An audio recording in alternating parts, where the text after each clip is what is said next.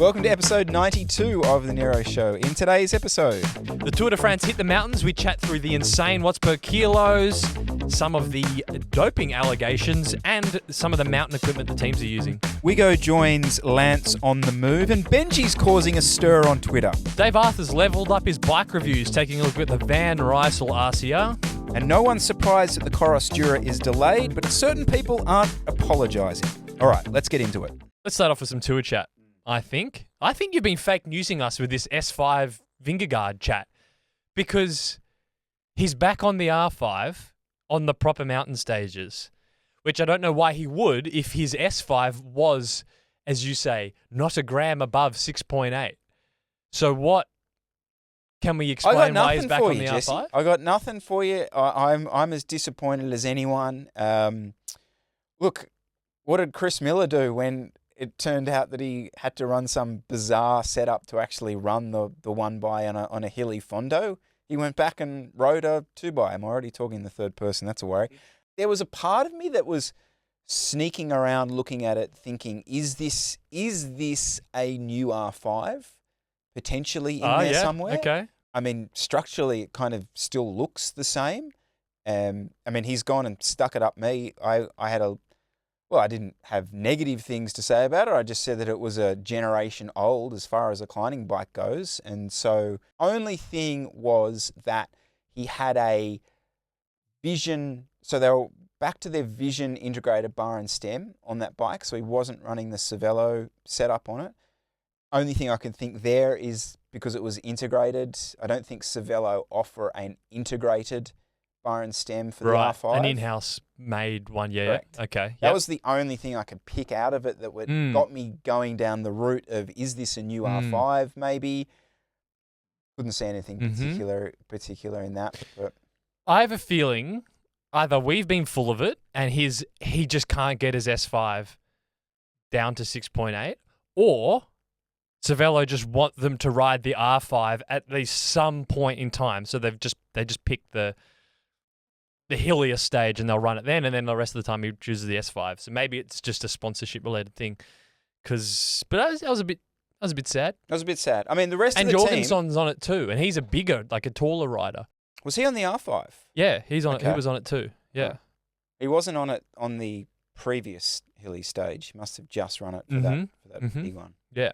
Other little bits of disappointment. No, not disappointment, but things I picked out was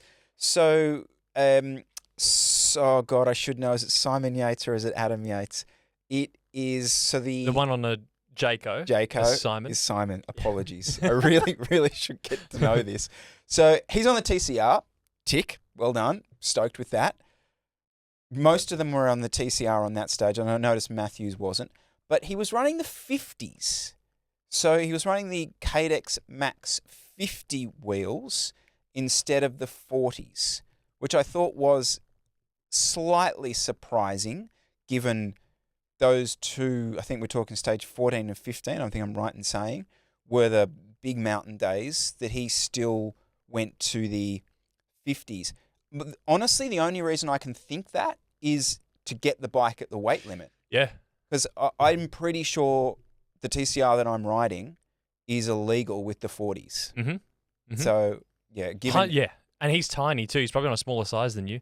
So why add some lead to your seat post if you could just run a slightly deeper wheel? Yeah.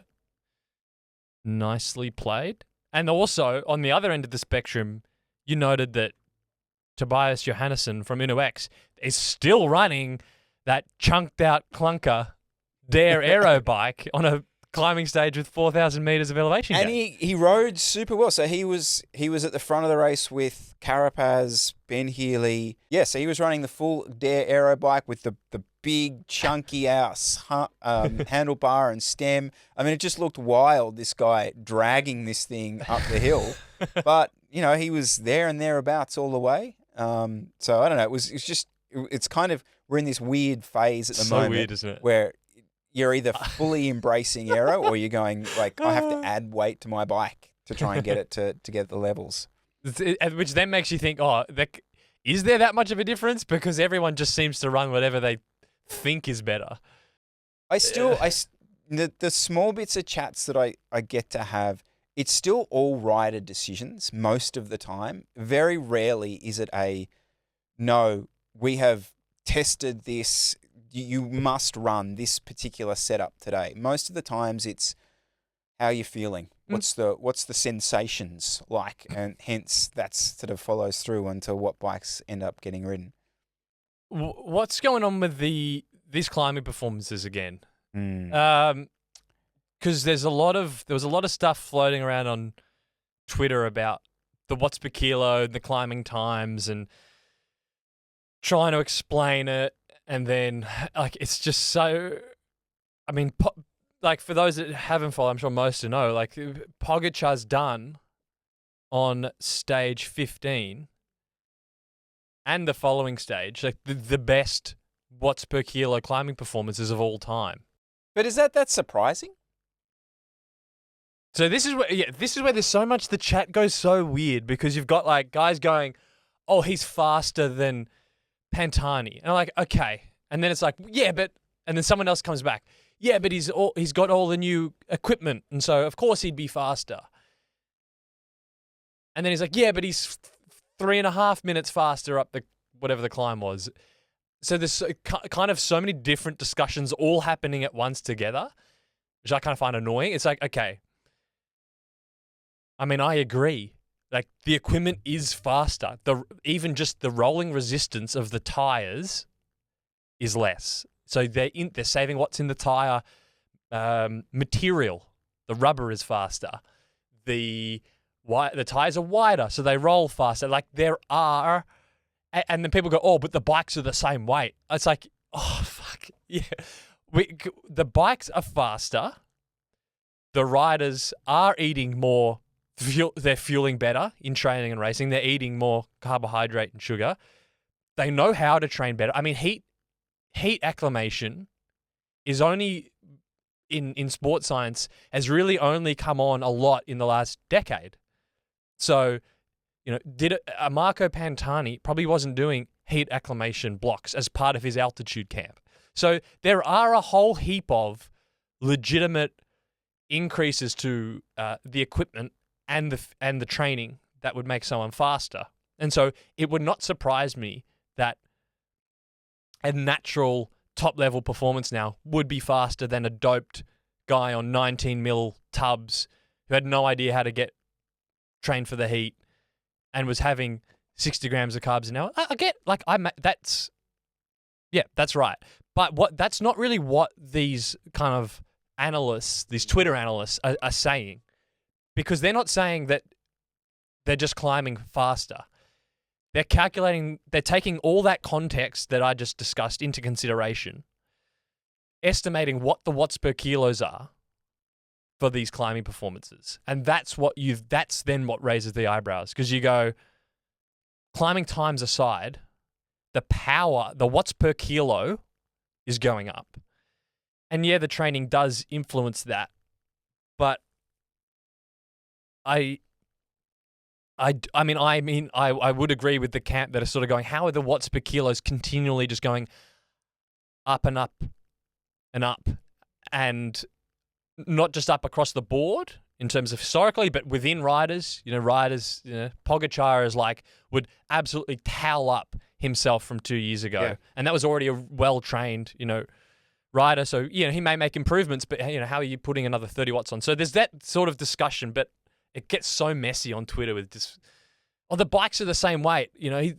How are they climbing faster? I'm like, yeah, no, but the equipment's, has gotten better. Anytime you make a blanket statement of greatest climbing performance of all time, it's going to come with that. That statement is invented for debate. Mm-hmm. Go on to any Twitter debate where someone lists their top 5 NBA players of all time, and that is like a trigger for the Twitter army to get fired. I can't believe you got LeBron at 2. What? Oh, I'm just one. Oh my God. So that's just the nature. I totally the sitting back and just sort of doing the popcorn sort of chewing and watching all this is almost part of what the tour has become. We get into the second to third weeks, and a few performances pop up, and it becomes this soap opera. Well, is he? Isn't he? And that's what you do. And you're right. But then The part that I find really interesting about the comparison thing, no one seems to talk about, is the way that climb is raced. So they often reference the. Sorry now to add my own sort of part to the popcorn, but so we've got the. Now I don't know how Pantani's trip up that climb was raced, but the other two examples were Contador's one and Lance's one. So Contador, there was a bit of cat and mouse towards the top of the climb because he was kind of catching people at that sort of stage. And Lance's particular situation, it was kind of not drilled at the bottom as hard as what Jorgensen did in this particular one. So he was actually, I think, just in a group of 3 at the bottom of the climb. So essentially did the whole thing by himself. So very different circumstances when it comes to their overall, anyone who's tried to go for a Strava KOM knows that, a good, solid, fast lead out into the bottom for the first half. Fantastic. Can I cut in there? Go now. Because okay. That's all true. So you could just very much say, well, it's not a surprise that they're going, faster. But 6.98 watts per kilo for 40 minutes that's taken. Now maybe actually the thing is, I remember there was a quote from, I think was it someone on Visma, was it like Vingegaard's coach? They were like, yeah, quite a few of the watts per kilo estimations are actually pretty accurate. People are like, oh, that's miles off. So let's just assume that these numbers are right. Regardless, the guy that's calculating these is trying to take all those factors into account, and the crazy physiological level to do 6.98 watts per kilo with altitude for 40 minutes is. I mean, right. The thing is, I'm not I don't have I don't even have the knowledge to kind of say what would we now in current conditions would expect up to what's a reasonable even stretch of a natural level, and what is really just taking the piss. Because I don't even know. It seems like 7 watts per kilo for 40 minutes. But did you feel like you had a clue as to what was human and what was mutant 2 years ago, and now that dam wall's burst? I feel like I did. Yeah. But now the performances of not only the top, the standout, the winner, the guys coming thirds and fourths are still doing watts per kilo that are already still high sixes. And so I actually don't, and with all the changes in, with the way, I do think, with the way they're running altitude camps now and monitoring them properly and bringing in heat acclimation, those all do bring a hemoglobin change. So I'm so far removed from the pro level that I don't know actually. Yeah. And because the sport's been around longer, the sport is further reaching. So you are reaching more talent. So I actually don't know. It's a good point. So I can't really say, but just back to what you were saying, these watts per kilo numbers, which raise eyebrows, take into account all of that. Mm. And so don't talk yourself into, well, they're running fast tires and someone led them out, so it's natural. So you less want to talk about the Pantani, the comparison to the climbing time as you do just the physiological performance, which was the 7 watts per kilo. I would wish we could just leave the old climbing times behind because they're so irrelevant now. Yeah. What, you don't want to talk about beating a coked up dude on a steel bike 30 years ago? Yeah. That's, come on. That's the romance of the sport. I know, yeah. So, but that's almost used as an excuse to justify that this is natural, is because, well, all the improvements in all the other things means that's why they're going faster. What about doing this at the end of a 4,500 kilojoule day? Does that matter, or does that double down on how impressive this is to you, or do you still just go, well? I actually that's more explainable. Okay. Because the improvements in training, nutrition, and all those things, if you're looking at what could that improve, the durability of an athlete, the ability to do that after 200 TSS, after 2 weeks, that's where you will see a lot of improvement. The percentage level you can do once you're fatigued, taking into account all the improvements that sports science has made over the last 3 decades. It will help that a lot. The raw number for one effort, how much oxygen can my blood carry and can I do power-wise? That's the one which is more black and white, where you start to go, well, there's only so much blood you can transport and oxygen that can be attached to that, and you can then utilize. Now, I don't know what that new kind of line is, what the per kilo line, I don't know. I'm just saying, if there was the performances that do raise the eyebrows for me is the raw number, the raw fresh number. The repeatability of it, I think, can be more explained by all the improvements that the riders are making. I can explain it, Jesse. Yep. It's a bit of monoxide inhaling. Okay. To optimize my training camp. So yeah, for those of you who didn't see, Escape Collective released an article about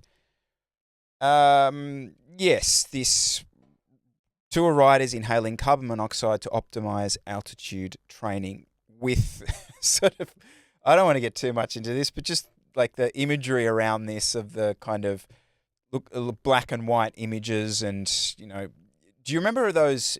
Do you remember those cycling highlights? I think it's called Cycling Highlights YouTube channel, which is like it's meant to be sort of almost meme trumped up exposés of previous cyclists and the thumbnails to those.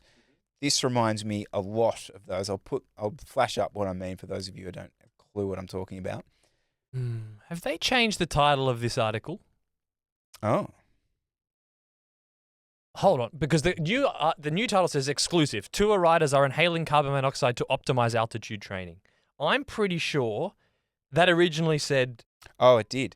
Exclusive tour riders are inhaling carbon monoxide in super altitude recipe. Okay. Because the title, I mean, obviously the details of the article are what the actual thing is, but the kind of the article photo and the title is what you're kind of inferring. That's what 90% of the people just see it and don't actually read it. Okay. Because I thought this was kind of interesting, but at the same time, I actually thought it was a bit of a nothing burger article. Because when it first popped out, I was reading through it, this kind of sounds carbon monoxide rebreathing. It sounds like it. I sounds had images like a big in my deal. head of Yeah, it's for some people in sports science. This wouldn't even raise a single eyebrow. It's like the way in research, if you're doing a heat intervention or you're going to altitude and they want to measure the impact of that, the only way to measure hemoglobin mass is you do carbon monoxide rebreathing. It's a pretty standard procedure. Do it at the start. They'll do a study on someone, test them after. You do the carbon monoxide rebreathing again. It shows you how much their hemoglobin mass changed. And so it makes sense that pro tour teams that are doing similar interventions and they want to measure the actual impact of that will go and use the same. It's like going and getting a DEXA scan. Yeah. Obviously, you're using a poisonous gas potentially, but in terms of what it is, it's nothing shady. It's just like going and getting a DEXA scan. So the teams in this article, they kind of mentioned that some of the researchers that the teams had contacted to do it, and that's the normal way, right? UAE have a sports science budget. How can we improve the performance of a rider? Oh, they're doing these altitude camps. And just drawing blood and testing the hemoglobin is not very good because it doesn't account for the change in blood volume can affect the hemoglobin score. So hemoglobin mass is the better way to measure the impact of altitude and heat. And so they go, okay, we want to use the gold standard to measure that change. You can't really just go and buy a carbon. I wanted to get it done. I looked up Sydney, carbon monoxide, can't get it done. You got to go through university. So they go and pay the researchers in the universities that has access to this equipment. And even they listed some of the researchers here. They'll then attend the altitude camps, test them before, test them after. And that's what they're using carbon monoxide rebreathing for. Totally nothing. It's like getting a blood test. Then there's so I'll just cut across you real quickly because that was the initial, yes, we're using it, blah, blah, blah. Then there's this second level to it, which is inferred, but Ronan describes it as a more aggressive approach, which is called carbon monoxide inhalation and uses the same equipment and techniques, steps into the scientifically new and much riskier realm of inhaling the poisonous gas for the express purpose of performance enhancement. The problem is they don't have any sources in this article of any of the teams actually doing this. And the teams are quite open and said, yes, we use these researchers. They use carbon monoxide rebreathing to test hemoglobin mass. No, 100% we do not use it as a training intervention. There was no inside sources that said that anonymously that teams were using this. All they've basically done is come and said, unfortunately for Escape Clever, it looks like they thought there would be a story here. They've then kind of realized there is no story, but have still published it as if it is a story. And all they've said was, there's a few studies that showed it being used for performance enhancing, but we don't have any sources that says it's actually being used in the World Tour. We contacted WADA, and it's not banned. Seemingly, as far as I can tell, no one's actually using it for that purpose. And there's a few studies that have tested it. Now, obviously, the teams could very well be lying and say they're just using it for testing purposes, but they are using it, sort of as a doping method. But there's just no evidence of that. So that's why I just didn't really understand this article, because now they've changed the title. It says, tour riders are inhaling carbon monoxide to optimize altitude training. We'll get shit for doing some clickbait. That is pure and simple clickbait. No, it's like that's like saying, tour riders are withdrawing blood to optimize altitude training. No, they get a blood test just like anyone does. So, I don't. Maybe there could be a story here, and if there's some sources that prove that teams are using it and have some details. But for now, I think this is a big nothing burger. When you look at the watts per kilo, you go, I wouldn't be surprised if there was some things going over. There's something, the chances are there is something going on given what the watts per kilos are. So I don't know. I don't know what to think, because I do like that, that they're out there digging, speaking to WADA, trying to find sources. Unfortunately, I don't think they found anything, but they still went ahead and tried and published it anyway. Look, my take on this is, okay, let's say at worst this is clickbait, okay, because that original title, exclusive tour riders are inhaling carbon monoxide in super altitude recipe. But they're not. There was not a single source that said they were, and this is meant to be the highlight of journalistic integrity. Let me finish. Sorry. Let me finish. To play devil's advocate. I can't help myself. To play devil's advocate. There is an authenticity to this kind of reporting that in 2024, I think has to be championed and is still super valuable. Yes, there is no smoking gun here. I hear what you're saying about that. I totally take that on board. But that's okay, because, we can't sit here and go, these guys are riding at 7 watts per kilo. I just got no answers. I've got no answers. Well, I'm not saying this is the answer, but at least someone's kind of looking to find those answers. So sure. Long may it go. Whatever that's my opinion on that this carbon monoxide thing. Have you been listening to the Move podcast this year? I've got to be honest, Jesse, I haven't listened to it in about 5 years. Oh, really? I'm really sorry, actually. Maybe I'm not doing my job here by soaking up content, but anyway, I just found it a challenge to listen to. You used to watch it though? Listen to it? But very early on. Very early? Yep. Yeah. Yep, definitely. Yeah. Oh, okay. Yeah. When Why, I used to. It just sounds like I'm ragging on. I kind of am. So they've got Wiggins on as a host, which is actually, he's gone like bankrupt and looked like he was in a really bad place. So I actually have a respect. Like, looks like they've just given him a gig, which is nice. Good on him. But he's sitting there in the middle, and he literally looks like a grumpy 16-year-old at the back of class. He just sits there like with his arms crossed, and he's always like looking down. You can't really see his face, and he just randomly interjects with like almost no value. I only watched this was the episode I'm talking about, stage 15. I was just like, for a guy that has been in the sport for so long and could have so much to give, he doesn't look like he's in a good place, even though should be there working. It's just quite I used to listen to Wigo on.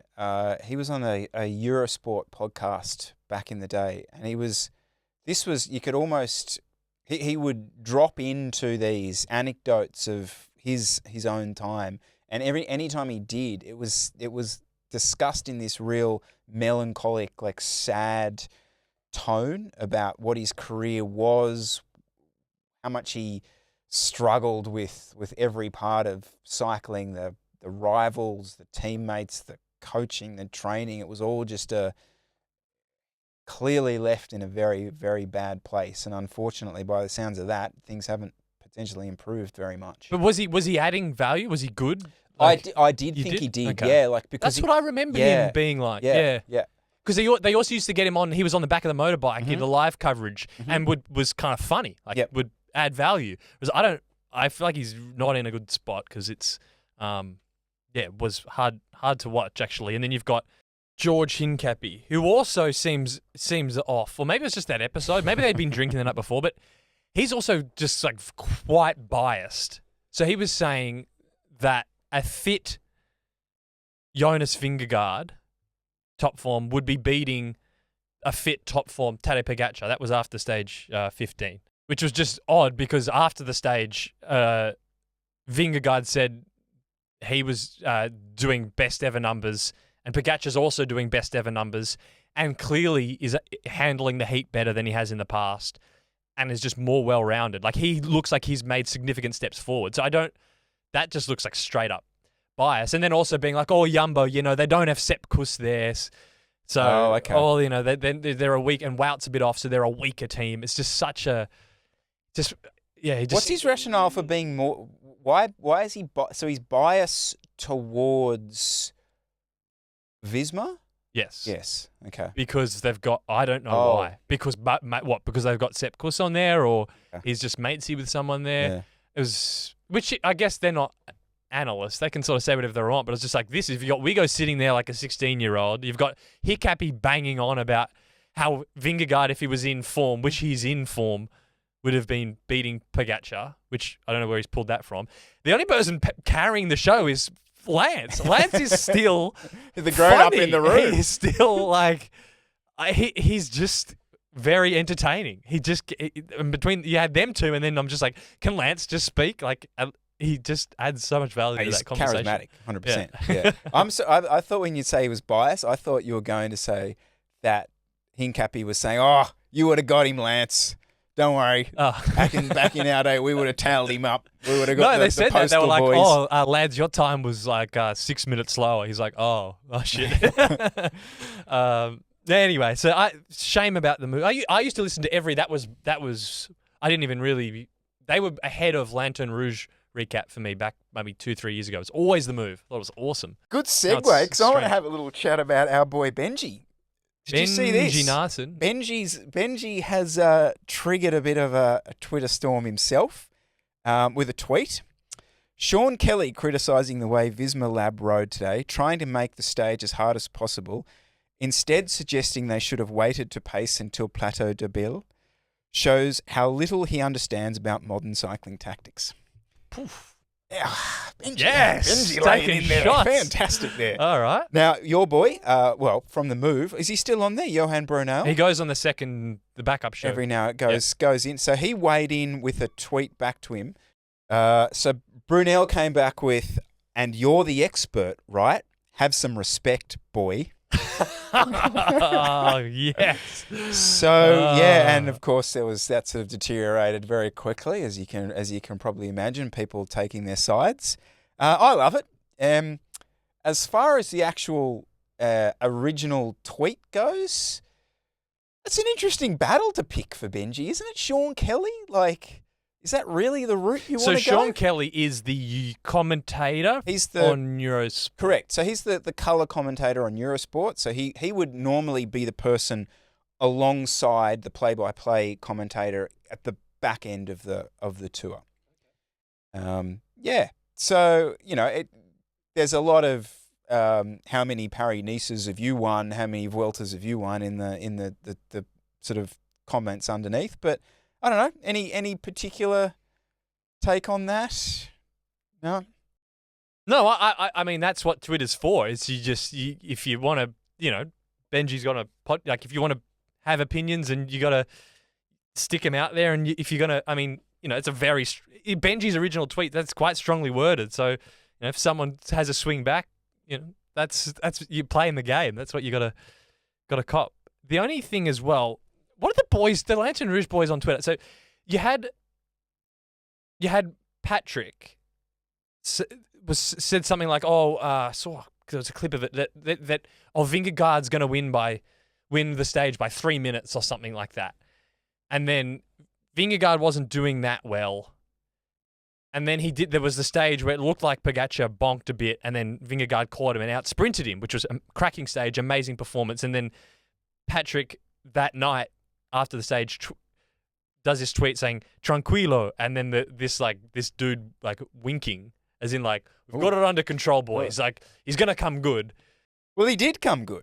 But then, Pogačar spanked him on the next two stages. This was after, like, it looked like, in this sort of, if I use my hands as Pogačar and Vingegaard, it was like this. And then it was like that stage, it was like, oh, Vingegaard's he's going to come good in this week. And then it was just those stage 14 and 15. It was just like, off the charts. He's spanked him. As an analyst, particularly, I'd say from Patrick, a pretty biased kind of thing of like, I reckon Vingegaard's going to come good, so I'll just really like calmly hedge my bets. Like, no, he's going to win it by 3 minutes, and it was kind of looking good for a minute there until Pogačar just went another level. Well, I'd say he's probably seen the numbers. He's probably seen Jonas's numbers and gone, "Yep, he's as good as last year, if not a little bit better." Yep, we're on here. Didn't quite expect. Yeah, that's a fair point. Maybe. Just him being blind to how good Pogačar was going to be. He probably thought, give him 2 weeks. The raw numbers are good. He's gonna, you come in flying. Yeah, but that probably why. Speaking of people who rode off Tadej Pogačar, Jesse Coyle, one of them. One of the people when he announced that he was going to do the Giro. What was your initial reaction? Oh, he's given it up. He's doing the double, but he will go to the Giro because he knows he's going to get spanked by Vingegaard. Turns out, Jesus, yeah, he's in way better form than he was at the Giro, and he's used it. Yeah, he's used the Giro to hit better form than he's ever been at. I was 100%. Who'd be an analyst? That's all I'd say. That's no, thank you. Yeah, I mean, I can remember we had that chat. It was just like, that wasn't even a hot sad. take. That was everyone was like, he's doing the Giro. It's going to be a shit tour. Vingegaard's just going to win everything. Yeah. But the weird thing was, it's not because Vingegaard crashed and had the injury. Pogačar has just stepped up, which is even more confusing. There's like so many like different curveballs. It's like, who can keep track? And he had COVID 3 weeks ago. That's the other thing. He did too, didn't he? He's had to come off COVID. I mean, yeah, I don't know. The only other kind of thing I did sort of want to mention just in terms of some of the stages, I really rate the way Alpecin rode the day that Philipsen got that second stage where they played the perfect, okay, we're going to play 2 cards here. They let Van der Poel in that break, gave him, that's a really, really hard thing to do on a stage like that. Give your 2 main guys an equal opportunity to win the race in the style that suits them. And the way they actually flipped the switch on it once they realised the Van der Poel thing wasn't going to work, I thought was super impressive. In a tour that will probably get forgotten for a lot of, because the poor old stage hunting stages are so limited and few and far between. Maybe we'll see some in the 3rd week. I thought that was pretty impressive. And I don't know about you, but like the Ben Healy situation, I don't know whether he's overplaying his cards or it's just he's unlucky at the moment because he's clearly in amazing shape. And you would think that in a tour's gone by, he would have snagged a stage at some point. But has there been that many opportunities? No, I feel like they keep getting caught or it's a sprint stage. Yeah, that's the problem. Like, he's getting to the final climb with only a minute gap on a guy who's going to do 7 watts per kilo up behind him. It's just, it's not going to ever happen for you. So yeah, I mean, I kind of feel sorry for it. It's like, but these things go in waves. Like, remember there was a tour not that long ago where a lot of the GC guys had a crash or had an incident where they lost a lot of time. So suddenly they became stage hunters. And then you've got, Adam Yates in a mountain breakaway, and like the breakaway compatriots are there looking around going, well, fuck this. Yeah, like, actually, I always hated those stages. You're like, get out of here. Yeah, like, you weren't here for you were here for the GC. Don't come and steal our consolation prizes. Exactly. You should stick back and ride for 18th now. You shouldn't be allowed to come up and do this. Yeah. Today's episode is brought to you by Bike Exchange. Have you heard about Bike Exchange? It's the ultimate online marketplace where bike shops across the country list their products. Whether you're searching for the latest models or the best deals on previous year's bikes, Bike Exchange has you covered. Whenever you're in the market, make sure to check out Bike Exchange for unbeatable deals on the brand new bike you want. Bike Exchange offers a wide variety of bikes, including road bikes, gravel bikes, mountain bikes, and more from all the major brands like Trek, Giant, Scott, and Pinarello. Plus, they've just rolled out a brand new website featuring more bikes than ever, an AI-powered search to help you find exactly what you need, and expert concierge support for personalized advice. For the show, they've actually created a landing page for us highlighting some of the best deals. So the link for those of you in the US is bikeexchange.com/Nero. And I want to highlight one of the standout bikes that I'm seeing from that page, because they've put in the top deals up there, is this Felt AR-FRD, an interesting bike that we don't see much of in Australia, but is a very well-respected, well-tested bike. And there's a massive discount on. So the Shimano Dura-Ace Di2 model, their top spec FRD grade of carbon, it's 42% off. So you're getting a full Dura-Ace top spec build for $6,999 USD. So pretty crazy discounting going on there. So yeah, just like Jesse mentioned, do check out the website that we have listed down below, bikeexchange.com/Nero. If you haven't been to the Bike Exchange website for some time, it has changed. It's vastly improved. It's vastly updated. So go ahead and check it out. And thanks to Bike Exchange for supporting today's episode. Okay, so we've finally seen some content coming out, some long-term content coming out about the Van Rysel RCR. And so the first one, proper review. I know Cade sort of did a first impressions thing, but this was as good as you're going to get from a magazine or YouTube style review. And Dave Arthur's done his one. Now this is on the Van Rysel RCR, so it's the non-pro version. Yep. Essentially half the price, really, of the non-pro version. Half the stees too. Yes, half the sneeze. I didn't mind the colorway, just out of interest. I kind of thought that white colorway with like a little bit of carbon kind of running through the top tube wasn't half bad. It's a white frame. I mean, I do like a white frame. I like a white frame. Absolutely groundbreaking. Blowing the mind for you, is it? It's the most generic.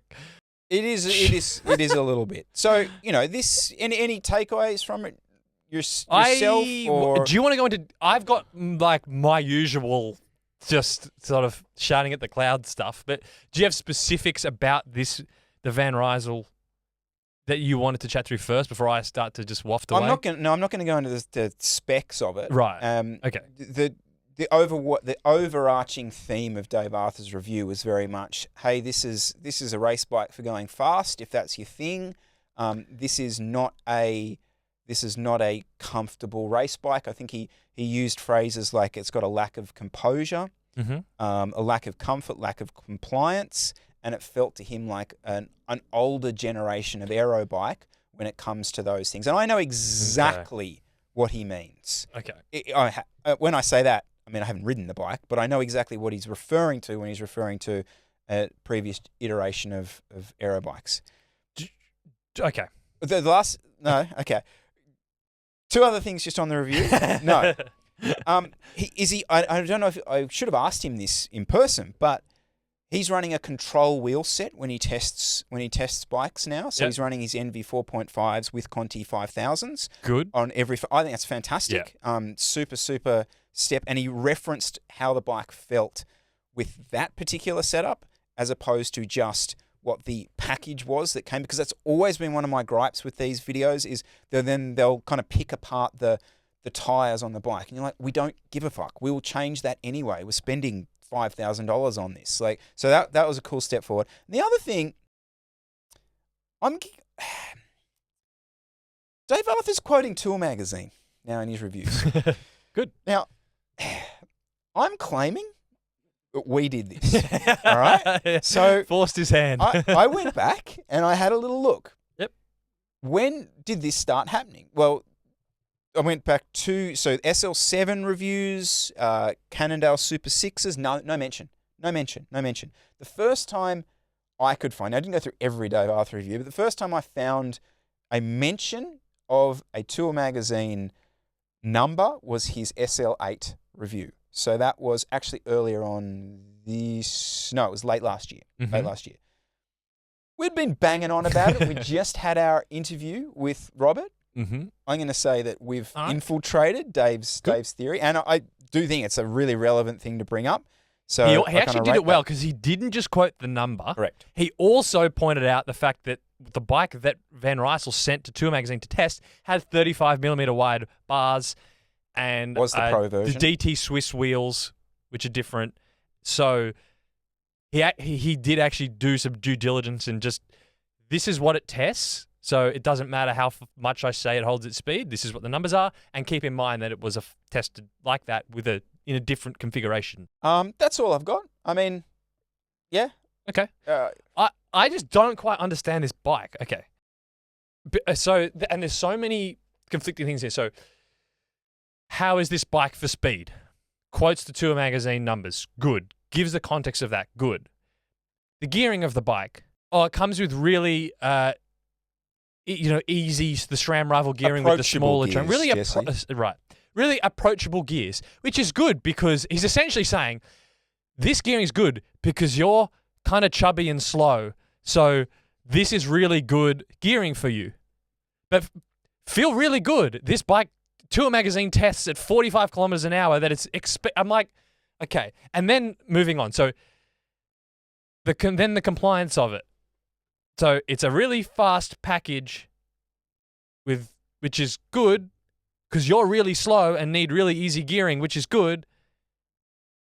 And it's also kind of stiff and will beat you up, which isn't good because you're chubby and slow and you need a more comfortable bike. But don't worry because it's fast. And like, this is not really dumb. I'm not saying this is Dave's fault. It's just to try and like get a consistent message about what this bike is doing or who it's for is impossible because the bikes don't really make sense. And so he's there kind of just saying how it is. But I'm through the video going, okay, it's a good fast race bike. Oh, easy gearing for a real slow person. Oh, it's kind of stiff. Oh, it beats you up. Oh, that wouldn't be good for a slow person. A racer might not care. So I like when you're starting to get down, you've got their Van Rysel, World Tour bike, narrow handlebars, DT Swiss wheels. It's fast. Okay, good. And then trying to turn that into a bike for the masses, for a slower person, and then it's got the speed which they don't need and the easy slow gearing which they do need, and then it's kind of rough, and you just kind of I'm looking at this going, who's buying this aside from someone that just wants an aero looking bike, which is fine if you just you want an aero shaped bike, cool, you go ahead. But to try and justify this in terms of how it's actually performing is a very, very hard task. That's a really good point. I hadn't actually thought about it from that perspective, but you're kind of onto something there, that the dumbed down pro bike is a stupid bike because all you're doing is you're keeping the speed, but at what cost? And the cost then becomes the comfort. But the person who's probably the person who is buying this bike, unless you're a junior racer, sure, there's that person. I can argue that's 0.0000001% of the community. Like me in 2015. Yeah. Cool. Yeah. Probably good bike. 100%. Yeah. But for the kind of World Tour frother who's not so much a frother, but it's like, oh, that's the bike they've got. It's super fast. The guys race it at the Tour. Yeah, it's half the price of that. Oh, my, yeah, totally. I'm in for that. Jesus, this is a bit of a rough ride. Like, yeah, I mean, so the actual person buying the bike and is then experiencing the bike, it becomes a terrible bike for that person. which goes back to our discussion about where an endurance bike really should sit. But they all do them, don't they? Because the RCR sits in that same space as a SLX Aeroad. The Propel's Advanced Zero, I think it is. Advanced Pro. Advanced Pro. Yep. They all do that. The Trek do it as well, the dumbed down version. And what you are keeping in speed, if you're giving away in comfort, well, then it becomes a situation where it is a really stupid bike to buy, ultimately. Thankfully, Van Rysel do have an endurance road bike. So they do offer that. We'll see. They're releasing more bikes. I reckon that aero bike that Sam Bennett's running at the moment, I'm pretty excited about that. A few dumbed down versions of that will be even more useless for the people buying it, but I'm particularly excited about it. By the way, I was scrolling through Van Rysel's kind of range of bikes. I can't make sense of this. They've got EDR AF, EDR CFs, they've got NCRs, the RCR, the FCR, Yeah, but we're not in that. I mean, I get the feeling. Actually, so Dave Arthur referenced this. He was talking about the pros and cons of going this route in comparison to the Canyon. And he did mention that one of the pros for going down the route of the Van Rysel is the fact that you can walk into a Decathlon store and actually buy this. If you live in the UK or France or somewhere where there is a Decathlon, can you actually do that? Is there a stock of £5,000 bikes in your local Decathlon store where you can also go and buy some mittens? I'd be very interested to know that. And what is the purchasing situation like? Does the sales assistant know the geometry configurations of this bike for you? I would like to know. Actually, I'm going to take that back because I got this schematic of their, and I had a point I was going to make, and then I kind of got confused because they got so many bikes. But I think I can make it here, right? So they've got their RCR, which is the one they developed new for the World Tour. Now they still have other frames, but it doesn't appear like any of them are compatible to the RCR, the new version, because their more climbing oriented frame, which you'd like to think is more comfortable, is significantly heavier than the RCR.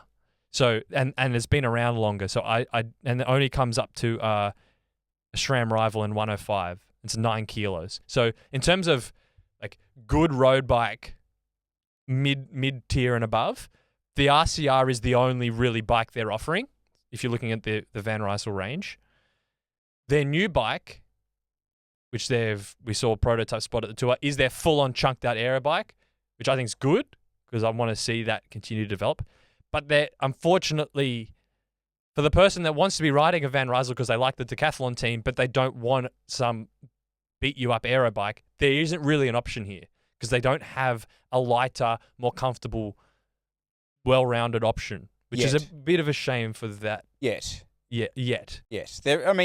To be fair, they're launching a bike a year at this stage, so I don't think it will take too long to probably go down the route of a one bike to do it all or a lightweight bike. So, yeah, this is something like a Sculptura, equivalent. But everything to do with what Decathlon are doing at the moment feels like it's a long play. That they're in this game now, the high-end road bike game for the future, which I think is a good thing. Mm-hmm. Can I segue that into a bit of no, it's not a rant, but it's just an update for everyone on the Kronos Dura, which was a bike computer that we discussed on the show about a month. Coros. What did I say? Kronos. I'm not doing that again, am I? So just say it for me correctly. Coros. Thank you. So they've delayed the launch of their Dura Bright computer. We're looking towards the end of the year. So it was meant to be launched now. Okay, so people were meant to be receiving their products now. You can still get it now if you want it. You can still go and buy it. Correct. But so my whinge about this is a little bit to do with the way this was launched, and obviously I discussed some of the reviews that came out initially. Shane Miller's DC Rainmakers being what I thought were pretty accurate about. No, they just were very accurate about the pros and cons of it. And that's not me basing my opinion on their reviews. That's me basing my opinion on having used this. Remember, I did get a version, I did get this device to test prior to its release. And then there were situations like DesFit being one of them who reviewed it, and it was not so clear about what the shortcomings of this particular bike computer were. Now, subsequently, since Coros have announced that they're actually delaying the launch of it, DesFit is talking about some of the different options that people have got, what they're going to do with their product, commenting, saying that people really shouldn't have bought this in the first place. Well, the only reason people will have actually bought this in the first place, Des, is because of your review.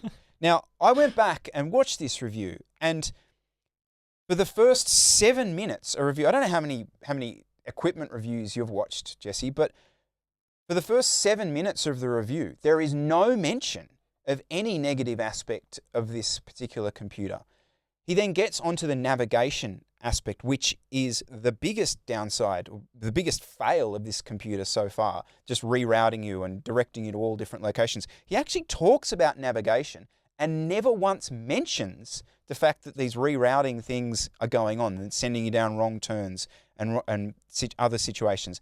After I had a go at him for that original review, he pinned a comment to the top of his review saying, just to be clear, here are all the issues with it. Now, I time-checked that, and it was about 2 hours after our show went up that he went and added in that. Great.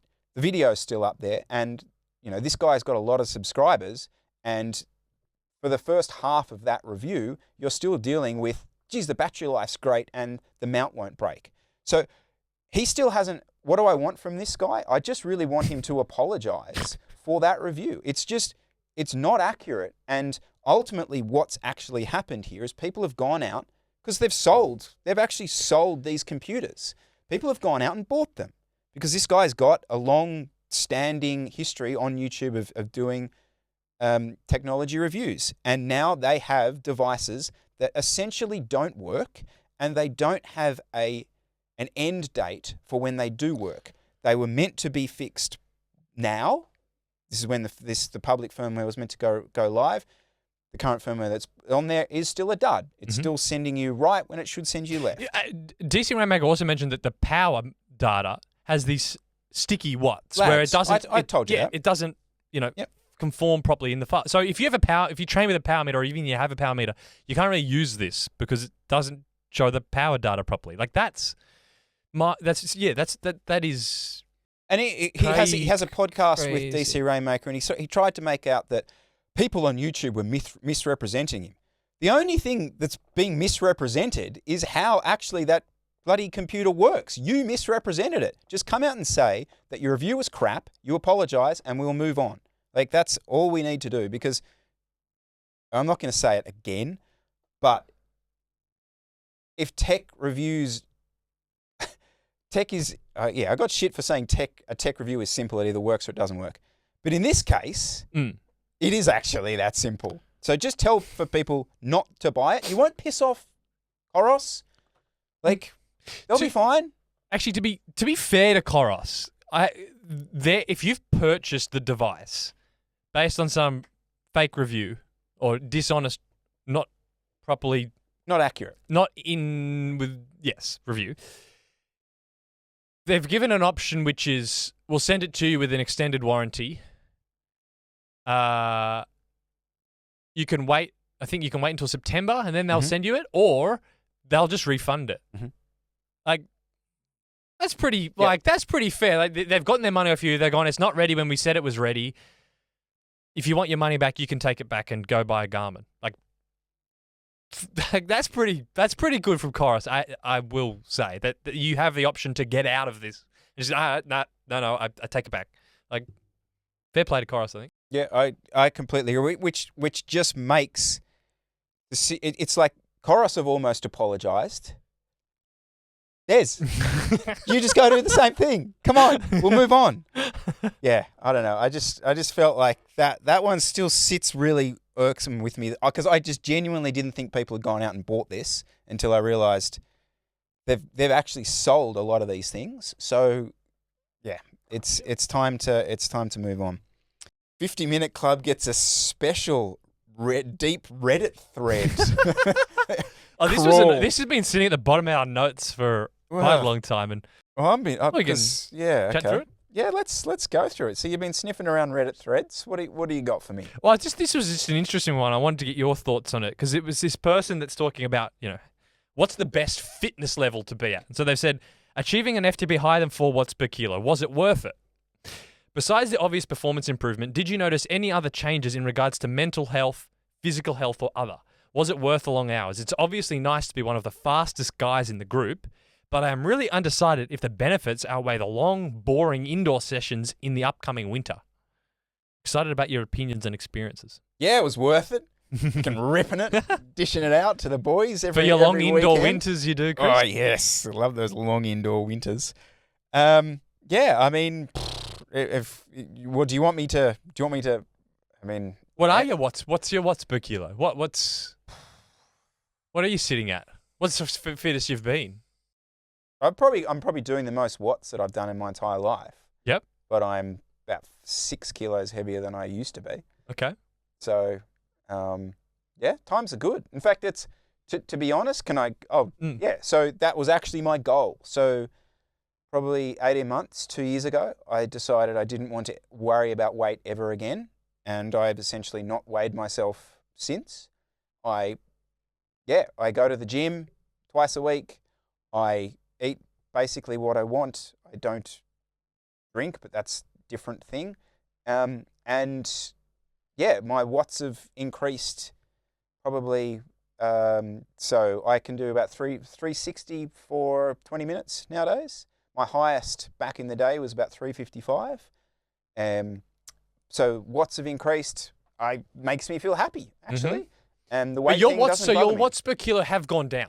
Yes. Because you aren't climbing as fast. No, Like, I've looked correct. at some of your Barangari times, Watamola. You are, not climbing as fast. But you are. So to this person's question, you're going slightly less fit. Was actually, in terms of watts per kilo, was better for you. Oh, not even up for debate. But that's specific to our circumstance. Yes, you've gone and done a deep dive into my times up irrelevant segments in Kangaroo Valley. Yes, I give you that. But those pure watts have made my experience riding the races that we do far more enjoyable. In fact, I'm just far more competitive. And like old mate says here in the questions, like it is nice to be one of the fastest guys in the groups. And it was, even when I had that fitness of that climbing fitness, it kind of sucked where I was here because it was, the raw watts are still a much less than not much less, but certainly less than what they used to be. And I'm not saying now I'm some like big bopper, like weapon, but I'm sort of probably 67 kilos, I reckon. But even with those two scenarios, we're still talking about two examples of kind of elite fitness level. What about going further back? Like, what if I took a watt per kilo off you and your threshold was back to 280? Would you still be happy? That would be a mental challenge. Yes, definitely. I was willing to, you're right. I was willing to, what I thought was sacrifice watts per kilo for lifestyle gains and mental health gains for the benefit of, with the trade-off that I don't lose power. Ultimately, if I lost both, then yeah, you're probably right. There is going to be a part of me that suffers because there is it's a bit of a badge that you wear that you want to be fit, essentially. And so I can cover up the watts per kilo loss with watts. Yeah, it's a cover up. It's a cover up job more than anything else. I don't know where the line is because obviously this person's talking about getting above 4 watts per kilo. So my example is a little different because mine's kind of going from like 5 to 5.5, which is not really what this person's saying. I think 100%, unless, because especially this person's not talking about even doing a race or training for something. They're just talking about, is it really fun to be at 4.5 watts per kilo FTP? Like, absolutely not. Like the training, especially to actually build that fitness, like you have to go months where you are kind of tired-ish, not totally run into the ground. That's obviously not productive, but your afternoons are a lot more tired. You may be a little hungrier. You're having to consistently do all the rides. You can't just go off 4 days, a bit busy, I just won't ride. So you got that pressure on there. Like for whatever that extra, that 10% higher goal that you might be looking at, if it's just for shits and giggles, which is essentially what this person's saying about, then in regards to mental health, it's not worth it. In regards to physical health,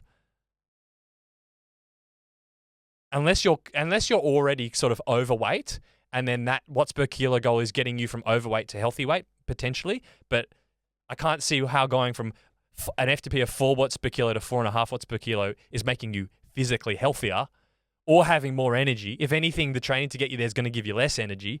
So was it worth the long hours? My answer to that would be, I doubt it.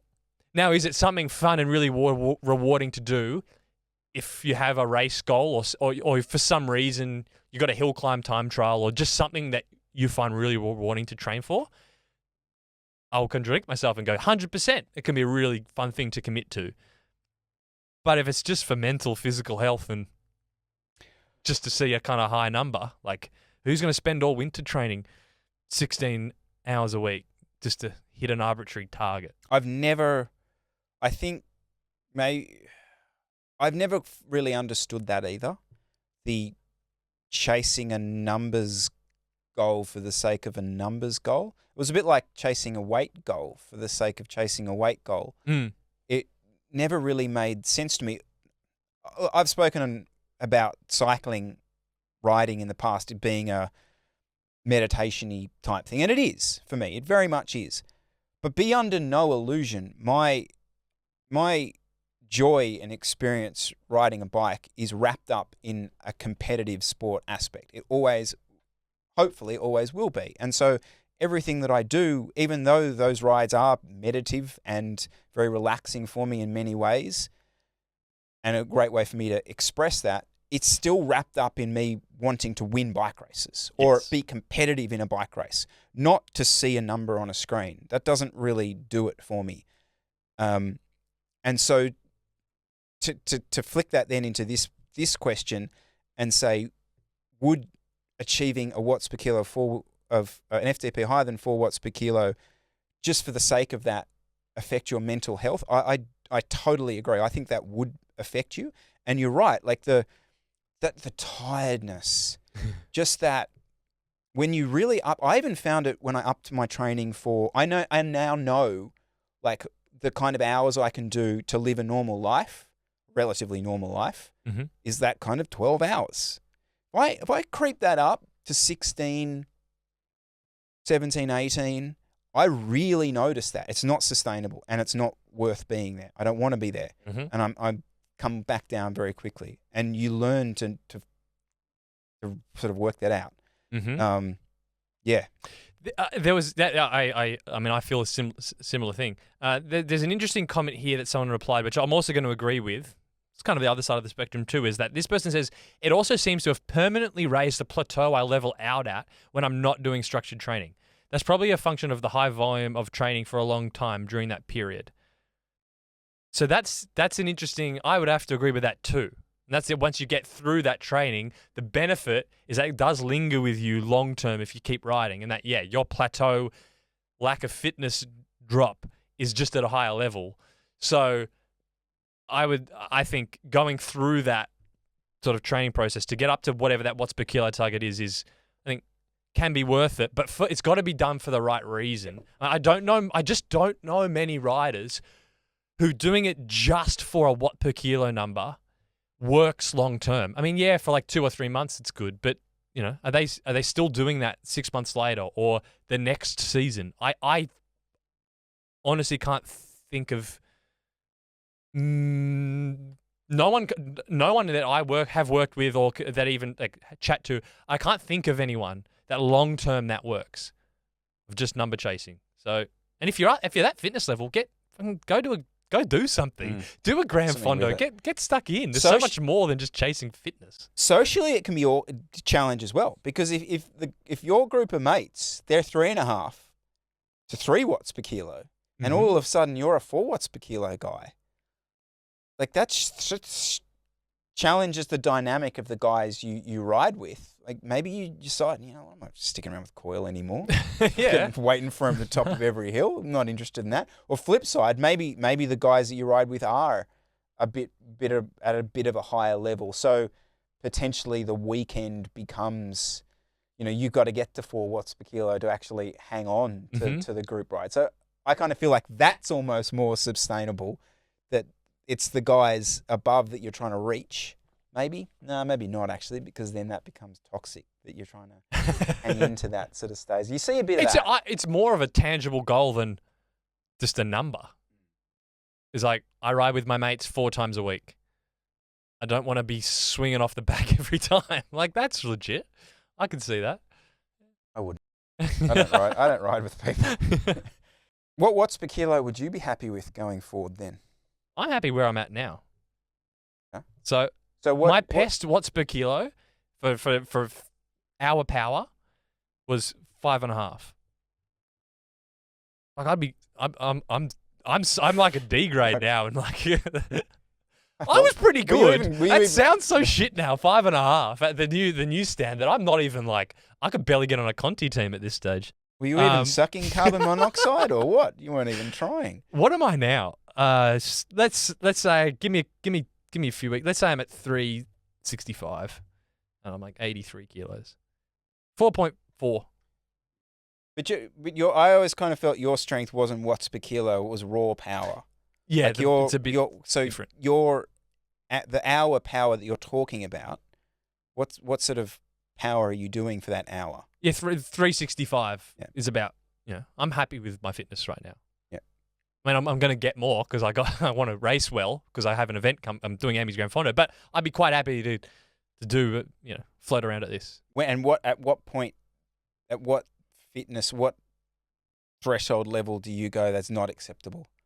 I'm not happy. Oh, at my weight, when it's under 350, I don't like. I struggle because 83.50, because you're like, I'm used to rolling turns at the chop, not like rolling 2 turns and getting dropped up the hill, and I can't really do that below 350 at 80 something kilos. And so what that? So you do where you're. Let's say 345. So under 4.2.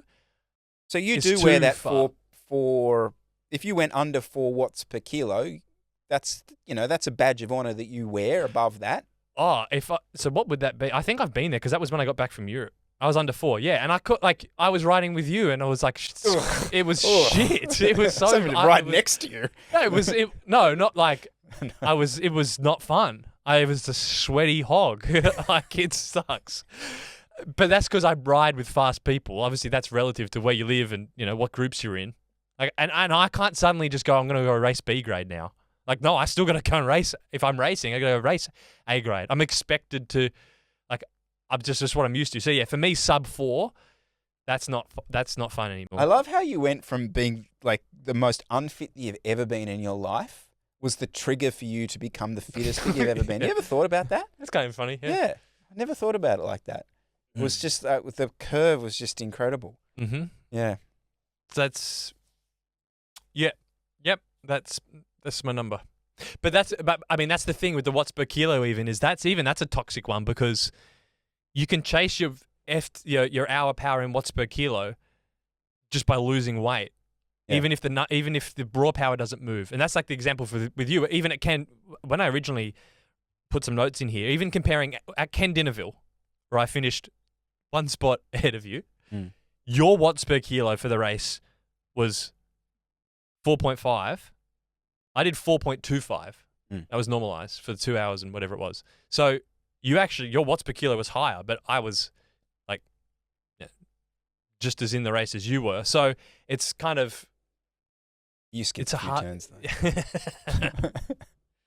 though. Just always speaking in watts per kilo is also a bit of a trap. It is. Look at the raw number too, But everyone compares watts per kilo. That it's Do they? Or is it just an American thing? probably. I'm on r/velo. That's where I got this from. So I do find it's more of a probably, chat. Yeah. I must, even the riding that I was doing in California last year, you couldn't do a bunch ride without being asked, what's your threshold? What's your watts per kilo? Like, okay. Even at Alviso, when I was there, I was like, okay, what's the chat, boys? Right, okay. 4.8. Oh, okay, right, okay. Watch out. Like, there wasn't like, what do you do? It's just, what's your watts per kilo? Whereas I don't think I've ever been asked that in Sydney. Yeah, that's true. Yeah. Been asking like, oh, Ultegra? Oh, why would you bother with that? But certainly nothing else. All right, Jesse, thank you for your time this week. Thanks for listening, guys. We will see you all next week. Catch you then.